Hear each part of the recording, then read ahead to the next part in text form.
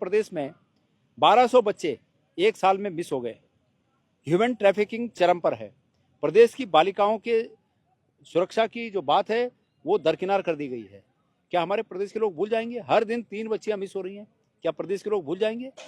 चुनौती देता हूं मैं, गणेश गोदियाल राजनीति छोड़ देगा अगर उस जमीन को मतलब किसी व्यक्ति के नाम करने के लिए अगर इनकी सरकार में वो ना हुआ हो तो। कि आपकी सरकार में बैठे हुए मंत्री जब 20-20 लाख में नौकरियां बेच रहे थे, बकौल आपके विधायक जिन्होंने लिख कर दिया, तब उनके बारे में विचार क्यों नहीं है? उत्तराखंड की पुलिस, उधम सिंह नगर की पुलिस पैसे की इतनी भूखी हो गई है कि मेरे शरीर के अंग बेचकर इनको पैसे दे देना, और आज तक वो अफसर मुख्यमंत्री जी की कृपा से बना हुआ है। इस पर उनका क्या कहना है? आपने कहा कि नैतिकता के आधार पर मैंने पद छोड़ दिया। ये सच है कि नैतिकता को मैं अपना गहना मानता हूँ। ये मेरा गहना है और मैं इस गहने को कभी छोड़ नहीं सकता।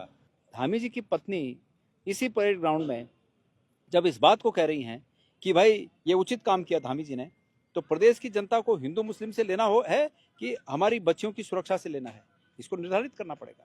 कि वो जमीन जिसकी आप चर्चा कर रहे हैं, वो धामी जी की सरकार ने एक व्यक्ति के नाम फ्री होल्ड की और उस व्यक्ति ने उस जमीन को बेचा जो सरकारी थी।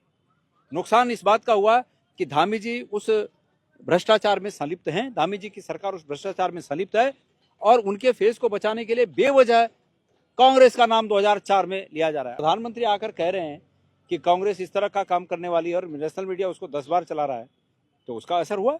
खुलेआम पेपर बेचे जा रहे हैं, खुलेआम नौकरियां बेची जा रही हैं। कोई भ्रष्टाचार के गड्ढे इतने गहरे हो गए कि डर यह है कि कहीं परंपरा न पड़ जाए इन बातों की। जय हिंद, जय भारत, जय उत्तराखंड। नमस्कार, मैं जन औटियाल भारत विश्व लाइफ में आप सबका स्वागत करता हूं। इस समय हम उत्तराखंड के ऐतिहासिक परेड ग्राउंड में खड़े हैं, जो कुछ दिन पहले उत्तराखंड कौतिक का गवाह बना, जहां से एक तस्वीरें भी बड़ी वायरल हुई मुख्यमंत्री पुष्कर सिंह धामी जी की धर्मपत्नी गीता धामी जी की।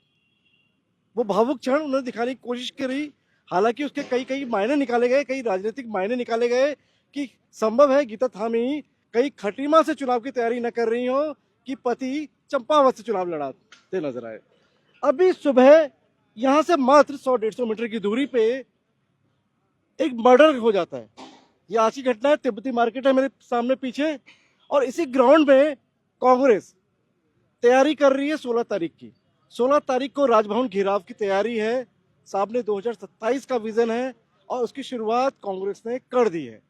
यहाँ पर एक बहुत बड़ा, एक भव्य दरबार लगने वाला है कांग्रेस का, जहां से राजभवन कूच किया जाएगा। दिल्ली से भी तमाम बड़े नेता पहुंचेंगे, प्रदेश भर से नेता पहुंचेंगे। हमारे साथ बात करने के लिए हैं उत्तराखंड कांग्रेस के प्रदेश अध्यक्ष गणेश गोदियाल जी। गोदियाल जी, सबसे पहले स्वागत है आपका। जी नमस्कार, धन्यवाद। हम देख रहे हैं कि तैयारी कांग्रेस से पूरी कर ली है, पूरा आपको एक रोड मैप दे दिया गया है राहुल गांधी जी की तरफ से। लेकिन बीजेपी नेताओं से जब मैंने सवाल किए, मैंने कहा कांग्रेस राजभवन का घेराव कर रही है, विनोद चमोली जी से मैंने सवाल लिया, उन्होंने कहा उनका जो स्ट्रेटेजी ही गलत है। तो ये स्ट्रेटेजी सही है, गलत है, क्या है, थोड़ा ये बता दीजिए बीजेपी को। देखिए, वो अपना फर्ज निभा रहे हैं और उनका फर्ज यही कहता है कि वो कहें कि हमारी जो शैली है या हमारा जो मकसद है, वो जो कह रहे हैं वो ठीक कह रहे हैं अपने हिसाब से। प्रश्न ये होना चाहिए उनसे कि जो आपने शुरुआत में कहा कि इसी परेड ग्राउंड, जो कि राजधानी का केंद्र बिंदु है, यहाँ पर 100 मीटर की दूरी पर दिन दहाड़े गोली चल जाती हैं, इसके बारे में सरकार का क्या कहना है? उनसे पूछिए कि 1 महीने के अंतराल में राजधानी और राजधानी के आसपास 4 मर्डर हो गए हैं, इसके बारे में उनका क्या कहना है? उनसे पूछिए कि एक व्यक्ति आत्महत्या करता है, किसान आत्महत्या करता है और लिखता है कि उत्तराखंड की पुलिस, उधम सिंह नगर की पुलिस पैसे की इतनी भूखी हो गई है कि मेरे शरीर के अंग बेचकर इनको पैसे दे देना, और आज तक वो अफसर मुख्यमंत्री जी की कृपा से बना हुआ है। इस पर उनका क्या कहना है? उनसे ये भी पूछिएगा कि अंकिता भंडारी हत्याकांड में जब जांच के लिए उसके माँ बाप बिलख बिलख कर रो रहे थे, पूरा प्रदेश आंदोलित था, तब उनके विचार क्यों सामने नहीं आए? उनसे ये भी कहिएगा कि आपकी सरकार में बैठे हुए मंत्री जब 20-20 लाख में नौकरियां बेच रहे थे, बकौल आपके विधायक जिन्होंने लिख कर दिया, तब उनके बारे में विचार क्यों नहीं है? कांग्रेस के बारे में वो कहते रहें, उनके विचार उनके विचारों से, उनकी बातों से हमारा रास्ता डगमगा नहीं सकता, हमारे कदम डगमगा नहीं सकते। हमारी मंजिल जो है वो हमें स्पष्ट रूप से दिख रही है और हमारा जो फर्ज है वो हमें पुकारता है कि उत्तराखंड को बदहाली पर जाने से पहले बचा लिया जाए। जो आज कानून व्यवस्था ध्वस्त हो गई, मनरेगा को ख़त्म कर दिया गया, महिला सुरक्षा के बारे में सरकार के दावे तार तार हो गए, अंकिता भंडारी जैसे मुद्दे में हमारे पहाड़ की अस्मिता तार तार हुई और सरकार जांच को लगातार भटकाने का काम कर रही है। खुलेआम पेपर बेचे जा रहे हैं, खुलेआम नौकरियां बेची जा रही हैं। कोई भ्रष्टाचार के गड्ढे इतने गहरे हो गए कि डर यह है कि कहीं परंपरा न पड़ जाए इन बातों की। इसलिए हमारा ये फर्ज हमें पुकारता है कि हम प्रदेश की जनता की आवाज़ बनकर देहरादून की सत्ता को हिलाएं और ये आवाज़ की गूंज दिल्ली तक जाए। और हमारा कार्यक्रम तो 16 तारीख को होने वाला है। हमने ये सुना है कि ये हमारी इस आवाज़ की गूंज दिल्ली तक जा चुकी है और पर्यवेक्षक के रूप में नड्डा जी यहाँ पहुँच रहे हैं। चूँकि पर्यवेक्षक के रूप में पहुँच रहे हैं तो इसका अर्थ यह है कि सब सामान्य नहीं है और हमें खुशी है कि हमारी आवाज़ की गूंज अगर वहाँ तक जा रही है और उसके बाद इस राज्य की सत्ता के स्वाद को देखने के लिए कि किस स्वाद के साथ ये सत्ता चल रही है, इसको देखने के लिए अगर उनके पर्यवेक्षक आ रहे हैं तो उम्मीद करते हैं कि कुछ अच्छा होगा। गुजराल जी, ये महज एक इत्तेफाक नहीं है, क्योंकि 2022 से चुनावों से पहले भी आप प्रदेश अध्यक्ष थे। एक जिम्मेदारी थी पार्टी को सत्ता में लाने की, फिर आपने इस्तीफा दे दिया, छोड़ दिया, अपने नैतिकता के आधार पर त्याग पत्र दे दिया। इस बार फिर एक बार कांग्रेस ने भरोसा जताया है आप पर। आपने कहा तब भी मुद्दों की बात कर रहे थे, आज भी मुद्दों की बात कर रहे हैं, लेकिन तमाम वो मुद्दे थे वो जनता तक करेक्ट नहीं हो पाए या जनता तक कांग्रेस समय से नहीं पहुंचा पाई। तो क्या उम्मीद है कि 16 तारीख से जो राजभवन घेराव आप कर रहे हैं, क्योंकि अभी तक इसे राजनीतिक आंदोलन कहा जा रहा है, ये जनता का आंदोलन या जनता से कनेक्ट कैसे होगा? देखिए, सबसे पहली बात आपने कहा कि पार्टी ने मुझ पर विश्वास किया। जहाँ तक मेरी बात है, आपने कहा कि नैतिकता के आधार पर मैंने पद छोड़ दिया। ये सच है कि नैतिकता को मैं अपना गहना मानता हूँ, ये मेरा गहना है और मैं इस गहने को कभी छोड़ नहीं सकता।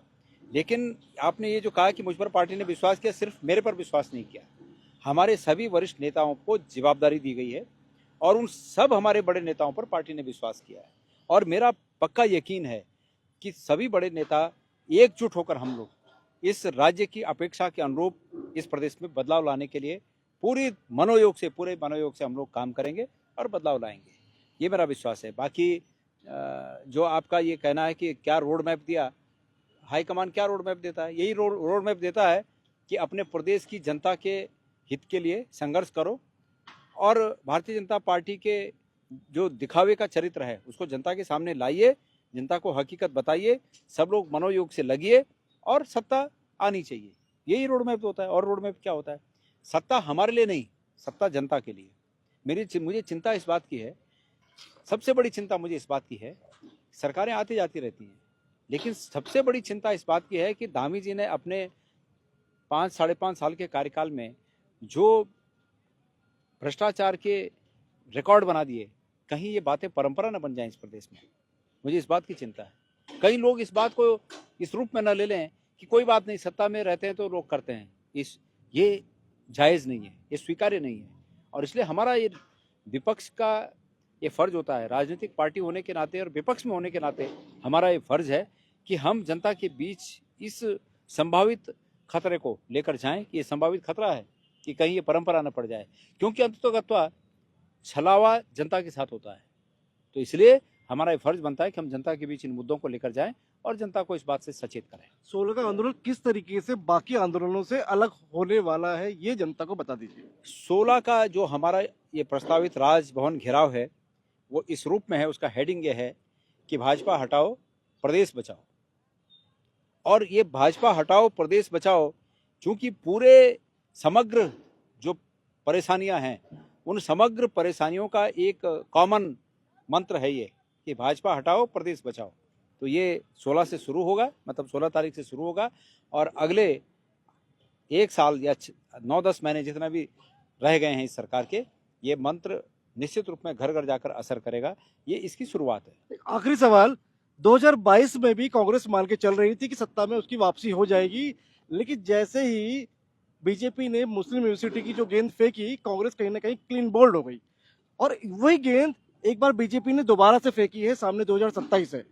तो इस बार आप क्लीन बोल्ड नहीं होंगे, इस बार इस बॉल पर आप सिक्सर मारेंगे। ये इस बात को स्वीकार करने में मुझे कोई हिचक नहीं है कि भारतीय जनता पार्टी ने उस मुस्लिम यूनिवर्सिटी की बात को बोलकर बेमतलब फजूल में, जो कि था ही नहीं ऐसा कुछ, वो हम पर चिपकाने की कोशिश की और वो इस कोशिश में इस रूप में सफल हुए कि सत्ता पर वो दोबारा काबिज हुए। मैं इस बात को मुझे स्वीकार करने में कोई हिचक नहीं। लेकिन मैं प्रदेश की जनता से ये भी कहना चाहता हूँ कि क्या प्रदेश की जनता अपने दुखों को भूल जाएगी? क्या प्रदेश अभी कल इसी ग्राउंड में कल धामी जी की पत्नी यहाँ आई थी और धामी जी की पत्नी ने कहा कि मुख्य सेवक धामी जी ने बहुत अच्छा काम किया कि प्रदेश में यूसीसी में लिव एंड रिलेशनशिप का प्रावधान किया। ये धामी जी की पत्नी ने कहा, आपने सुना होगा, रोते रोते कहा, सुना आपने? मैं पूछना चाहता हूँ इस प्रदेश की जनता को कि क्या ये लिव एंड रिलेशनशिप का यूसीसी में जो प्रावधान किया गया, क्या उसके अभी और भविष्य में होने वाले इफेक्ट्स को प्रदेश की जनता क्या नहीं समझ रही है? ये हिंदू मुस्लिम बोल के, मुस्लिम यूनिवर्सिटी बोल के इन मुद्दों से ध्यान हटाना चाहते हैं। उस लिव एंड रिलेशनशिप का साइड इफेक्ट क्या हुआ? कल ही के पेपर में मैंने पढ़ा कि एक बालिका जो कि अंडर एज थी, वो लिव एंड रिलेशनशिप में रह रही थी क्योंकि उसे पता है कि धामी जी ने हमें छूट दे दी है, तो वो लिव एंड रिलेशनशिप में हो रही थी और अंडर एज होने के कारण प्रेगनेंसी के दौरान कोई दुर्घटना घटी। आप सब पेपर पढ़ते हैं सब लोग। ये किस चीज़ की बात है? हमारे प्रदेश में 1200 बच्चे एक साल में मिस हो गए। ह्यूमन ट्रैफिकिंग चरम पर है। प्रदेश की बालिकाओं के सुरक्षा की जो बात है वो दरकिनार कर दी गई है। क्या हमारे प्रदेश के लोग भूल जाएंगे? हर दिन 3 बच्चियां मिस हो रही हैं, क्या प्रदेश के लोग भूल जाएंगे? तो धामी जी की पत्नी इसी परेड ग्राउंड में जब इस बात को कह रही हैं कि भाई ये उचित काम किया धामी जी ने, तो प्रदेश की जनता को हिंदू मुस्लिम से लेना है कि हमारी बच्चियों की सुरक्षा से लेना है, इसको निर्धारित करना पड़ेगा।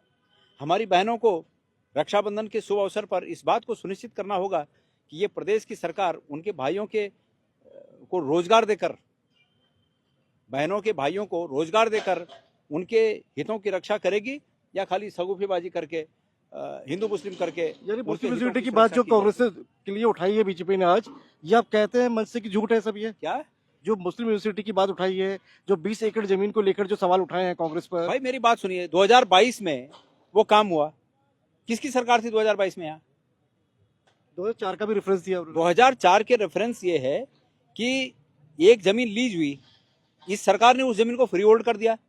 कैसे कर दिया? इनके हाथ रंगे हुए हैं।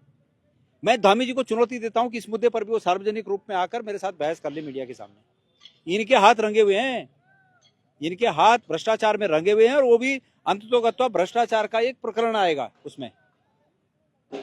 मतलब ये भी भ्रष्टाचार का प्रकरण है। भ्रष्टाचार करो और कांग्रेस के चुनौती देता हूं मैं, गणेश गोयल राजनीति छोड़ देगा अगर उस जमीन को मतलब किसी व्यक्ति के नाम करने के लिए अगर इनकी सरकार में वो ना हुआ हो तो ठीक है। तो इस तरह की घटनाएं हैं, इस तरह की बातें हैं। मतलब कुछ भी कर लो और कांग्रेस का नाम बोल दो, वाह भाई हींग लगे ना फिटकरी, रंग आवे चोखा। कांग्रेस के लिए बोल दो, हिंदू मुस्लिम बोल दो, रंग आवे चोखा। इनके लिए बहुत आसान हो गया है। ऐसा ना हरीश रावत जी ने सोशल मीडिया पोस्ट डाली, थैंक यू प्रीतम, कल वो डाले थैंक यू गणेश। काय के लिए? For what? किस चीज के लिए? उन्होंने डाला जब प्रीतम सिंह जी ने कहा कि अगर मुस्लिम यूनिवर्सिटी को लेकर अगर हरीश रावत जी का जो नाम आता है, अगर उन्होंने कोई बयान उन्होंने दिया है और बयान अगर मुझे दिखा दें तो मैं राजनीति से इस्तीफा दे दूंगा। तो हम तो हरीश रावत जी भी पहले से कह रहे हैं, हम भी कह रहे हैं कि झूठ था। और तब सबसे बड़ा झूठ था जब प्रधानमंत्री जी ने आकर वो बात पकड़ी और नेशनल मीडिया में चलवाई, उसका असर हुआ।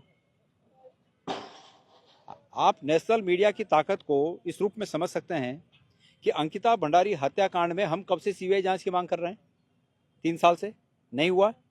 लेकिन अभी मैं दिल्ली जाकर मैंने एक प्रेस की और उसमें कहा कि इसमें सीबीआई जांच होनी चाहिए और सीबीआई जांच हो गई। तो नेशनल मीडिया के असर को आप समझ सकते हैं किस रूप में है। तो उस समय प्रधानमंत्री आकर कह रहे हैं कि कांग्रेस इस तरह का काम करने वाली है और नेशनल मीडिया उसको 10 बार चला रहा है, तो उसका असर हुआ। कोई बात नहीं, हम हारे, हमें उसका दुख नहीं है, पर हमें दुख इस बात का है कि नुकसान 5 साल उत्तराखंड की जनता का हुआ। उसका नुकसान इस बात का हुआ कि वो जमीन जिसकी आप चर्चा कर रहे हैं, वो धामी जी की सरकार ने एक व्यक्ति के नाम फ्री होल्ड की और उस व्यक्ति ने उस जमीन को बेचा जो सरकारी थी। नुकसान इस बात का हुआ कि धामी जी उस भ्रष्टाचार में संलिप्त हैं, धामी जी की सरकार उस भ्रष्टाचार में संलिप्त है और उनके फेस को बचाने के लिए बेवजह कांग्रेस का नाम 2004 में लिया जा रहा है। 2004 की बात कर रहे हैं, कांग्रेस ने 2004 में वो जमीन लीज की थी, ऐसा कह रहे हैं। मैं पूछना चाहता हूं बीजेपी से कि 2007 में तो उन्होंने हम सब के श्रद्धा के स्थान है, कोई उनके लिए इफ एंड बट नहीं है, लेकिन बीजेपी ने नारायण दत्त तिवारी जी को 2007 में अपने साथ शामिल किया कि नहीं किया? किया ना? ये देख के किया कि नारायण दत्त तिवारी जी ने वो जमीन किसी को दी? क्या यही देख के किया? मैं पूछना चाहता हूं बीजेपी से, क्या देख के किया? आज उस सरकार को क्वेश्चन करने लगे।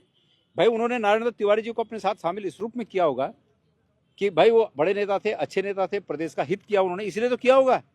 आज वो खराब हो गए। पर बात असली ये है कि जमीन इनके टाइम बिकी, इन्होंने फ्री होल्ड की, बेचने की परमिशन दी, वो जमीन बिकी। और ये भ्रष्टाचार का मामला है, हिंदू मुस्लिम का मामला है ही नहीं, भ्रष्टाचार का मामला है। और भ्रष्टाचार करने वाली सरकार पर, भ्रष्टाचार करने वाले मुखिया पर, भ्रष्टाचार करने वाले अधिकारियों पर, भ्रष्टाचार करने वाले उस व्यक्ति पर ये निजी रूप में दायित्व बनता है कि वो इसका जवाब दें। ये थे हमारे साथ उत्तराखंड कांग्रेस के प्रदेश अध्यक्ष गणेश गोदियाल, जो 16 फरवरी जो राजभवन घेराव का कांग्रेस का कार्यक्रम है, उसके बहाने कहीं ना कहीं कांग्रेस की जीत के रास्ते खोज रहे हैं कि 2027 में कांग्रेस उत्तराखंड में सरकार बनाएगी। वहीं दूसरी तरफ बीजेपी उत्तराखंड ने एक गेंद फेंकी है मुस्लिम यूनिवर्सिटी की, दोबारा वही गेंद जिस गेंद में 2022 में कांग्रेस को क्लीन बोल्ड कर चुकी है। क्या दोबारा उसी गेंद में कांग्रेस क्लीन बोल्ड होगी या कांग्रेस ने उस गेंद की काट ढूंढ ली है? इन सवालों के जवाब अब धीरे धीरे मिलने शुरू हो जाएंगे, क्योंकि चुनावों में भले ही 1 साल बचा है, लेकिन चुनावी सुगबुगाहट अभी से शुरू हो चुकी है। क्या धड़े में जो कांग्रेस अभी दिखाई दे रही है, क्या वो गणेश गोदियाल के नेतृत्व में एकजुट होकर बीजेपी के उस अभेद किला को क्या फतेह कर पाएगी या बीजेपी जीत की हैट्रिक बनाएगी? ये एक बड़े सवाल है और ये सवाल 2027 तक यकीन माने तो जिंदा रहेंगे। और क्या परेड ग्राउंड कोई इतिहास रचेगा? ये एक बड़े सवाल है। इन सवालों के साथ मैं भारत विश्व लाइव के लिए कैमरा सहयोगी शिववर्धन सिंह के साथ देहरादून के परेड ग्राउंड से अजय नौटियाल।